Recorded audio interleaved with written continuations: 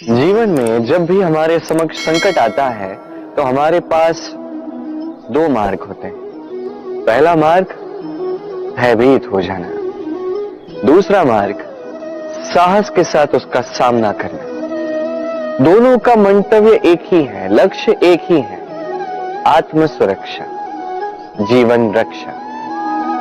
किंतु भय को दुर्बल माना जाता है और साहस को आपका बल माना जाता है। कारण यह है कि भय एक केवल एक प्रतिक्रिया है, वही साहस ये एक निश्चय, एक प्रतिबद्धता है। और साहस के साथ यदि संकट का सामना आप करोगे तो हो सकता है उस संकट का सदा सदा के लिए आप दमन कर दो। क्योंकि संकट जब आता है सर्वप्रथम हमारा द्वंद्व होता है यहां मन। उस संकट का सामना हम यहां करते हैं। यदि इस हृदय को, इस मन को साहसी आप बना दो तो इसमें कभी भय नहीं आएगा और उस संकट का सामना करना सरल होगा, विजय प्राप्त करना सरल होगा। इसलिए निश्चित रूप से साहस अधिक श्रेष्ठ है। जीवन में जब भी कोई संकट आए तो साहस के साथ उसका सामना कीजिए और मेरे साथ प्रेम से कहिए राधे राधे। एक गैया और एक बछड़े में कैसा संबंध होता है। एक गैया अपने बछड़े को पुकार लगाती है और बछड़ा सहस्त्र गैयाओं में से अपनी माता का स्वर पहचान लेता है और अपनी माता से आके लिपट जाता है। अब कुछ ऐसा ही संबंध है आपके कर्मों का और आपके कर्म फल का भी। आप जो कर्म करेंगे, आपके कर्म फल को पुकार लगाएंगे और आपका कर्म फल कहीं ना कहीं से आपको ढूंढते ढूंढते आके आपसे लिपट जाएगा। तो उचित तो यही होगा कि आप सत्कर्म करें, क्योंकि एक बार भले ही ईश्वर आपको आपकी भूल के लिए क्षमा कर दे, आपके कर्म नहीं करेंगे। तो यदि आप दुष्कर्म करने वाले हैं तो आप समझ जाइए। अब यदि आप शुभ कर्म करने वाले हैं तो आप समझ जाइए, जो आपका कर्म होगा आपका फल आपके पास अवश्य आएगा। आज नहीं तो कल, कल नहीं तो कुछ और समय में, किंतु आएगा अवश्य। आइए मेरे साथ प्रेम से कहिए राधे राधे।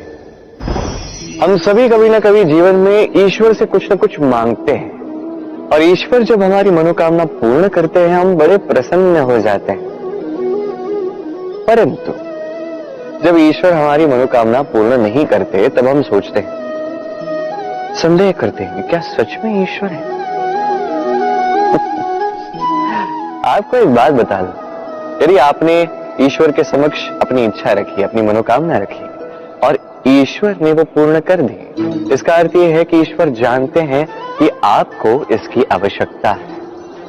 किंतु यदि आपने कामना की और वो पूर्ण नहीं हुई तो बस इतना स्मरण रखिए, ईश्वर वो सब देख सकते हैं जो आप नहीं देख सकते। दूसरा कारण यह है कि ईश्वर ये बात भली भांति जानते हैं कि जो इच्छा आप रख रहे हैं वो इच्छा आप स्वयं अपने बल पर पूर्ण कर सकते हैं। तो यदि आपकी इच्छा ईश्वर पूर्ण करते हैं तो उन्हें धन्यवाद कहिए। यदि इच्छा पूर्ण नहीं करते हैं तो और भी धन्यवाद कहिए, क्योंकि वो आपके लिए या तो अच्छा कर रहे हैं या तो आपको उतना योग्य समझ रहे हैं कि आप स्वयं अपनी इच्छा, अपने स्वप्न पूर्ण कर सकते हैं। अपना कर्म करते जाइए, जीवन में आगे बढ़ते जाइए और मेरे साथ प्रेम से कहिए राधे राधे। आम और नीम दोनों ही अपने अपने स्थान पे अत्यंत विशेष, अत्यंत श्रेष्ठ। आम हमारी शक्ति बढ़ाता है, वही नीम रोगों से लड़ने की हमारी क्षमता बढ़ाता है। अब आम अत्यंत मीठा होता है और नीम कड़वा होता है।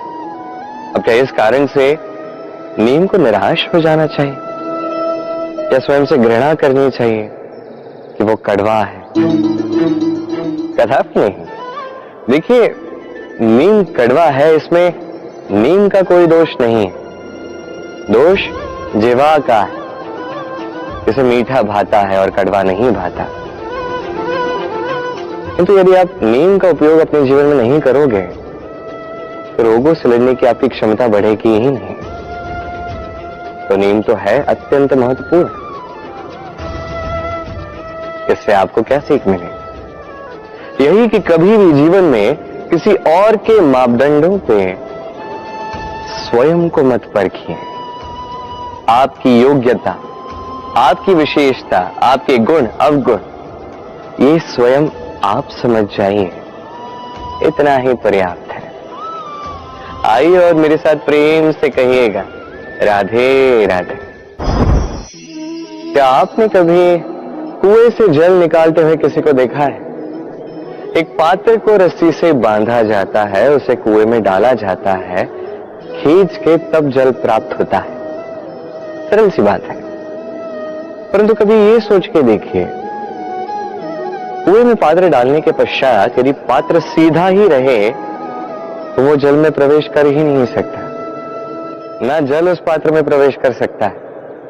उस पात्र को झुकना पड़ता है, तब जाके जल उसमें प्रवेश करता है, तब जाके खींच के आपकी प्यास बुझती है। अब इसमें जीवन की एक अमूल्य सीख छिपी है, एक सीख तो संसार के हर एक व्यक्ति के लिए महत्वपूर्ण है, और उस सीख का नाम है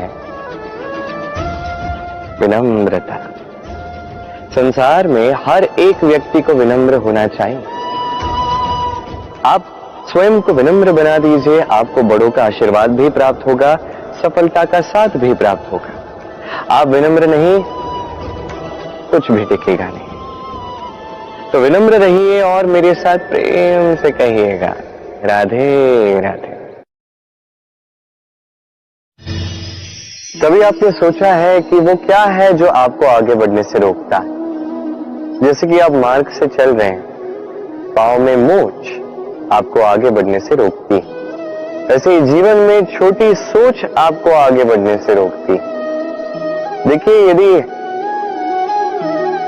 एक चाक है जो टूटी हुई है, वो आपको मिट्टी के पात्र नहीं बनने देती। उसी प्रकार किसी से ईर्ष्या करना आपको महान नहीं बनने देता। मैं ऊंचा हूं और वो नीचा है, ये विचार कभी आपको ऊंचे उठने नहीं देता। मन से सारे विकार, ईर्ष्या, मोह, लोभ, लालच सब निकाल फेंकिए।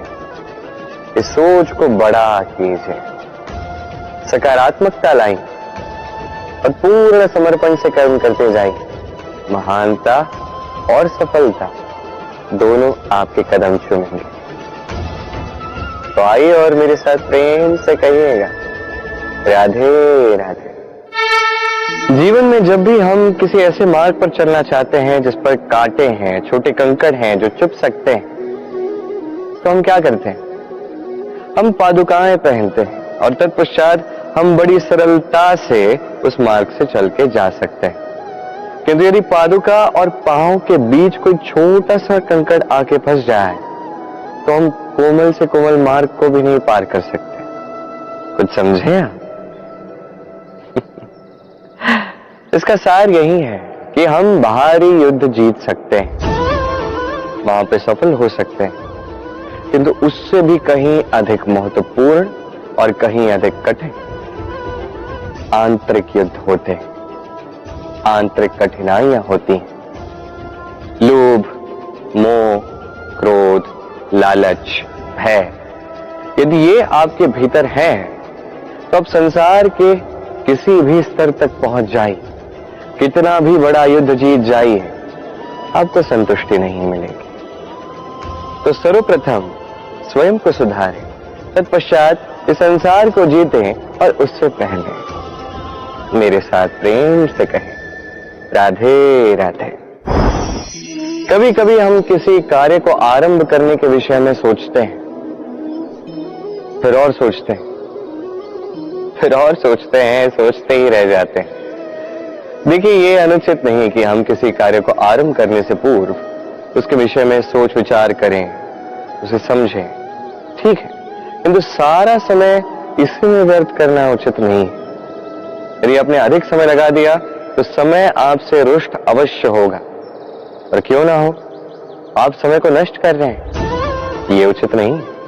देखिए, निश्चित रूप से सोच विचार कीजिए, आकलन कीजिए, पूर्ण रूप से कीजिए, किंतु ये भी स्मरण रहे कि उस उचित समय में आपको कर्म आरंभ करना है।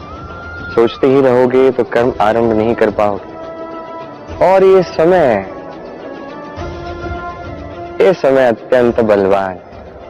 इसका सम्मान करोगे तो ये आपका साथ देगा, नहीं करोगे नहीं देगा। आइए इस समय का सम्मान करें और मेरे साथ प्रेम से कहें, राधे राधे। कई बार ऐसा होता है कि हमारी अच्छी मंशा पर, अच्छे विचारों पर, अच्छे कर्मों पर लोग संदेह करते हैं, प्रश्न उठाते हैं, प्रमाण मांगते हैं, शुद्धता की परीक्षा देने को कहते हैं।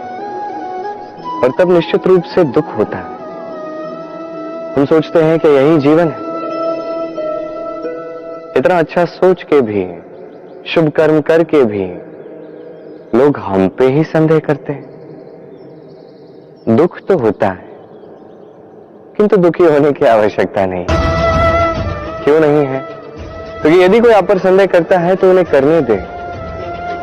संसार में क्या होता है, देखिए, संसार में स्वर्ण की शुद्धता को ही परखा जाता है, कोयले की कटुता को नहीं। आप स्वर्ण हैं तो आपकी शुद्धता को परखा ही जाएगा, वो तो होना ही है।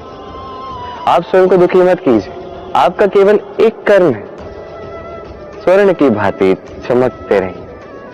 संसार को आपके सोच विचार, आपके कर्म का, आपकी शुद्धता का प्रमाण मिलता ही रहेगा।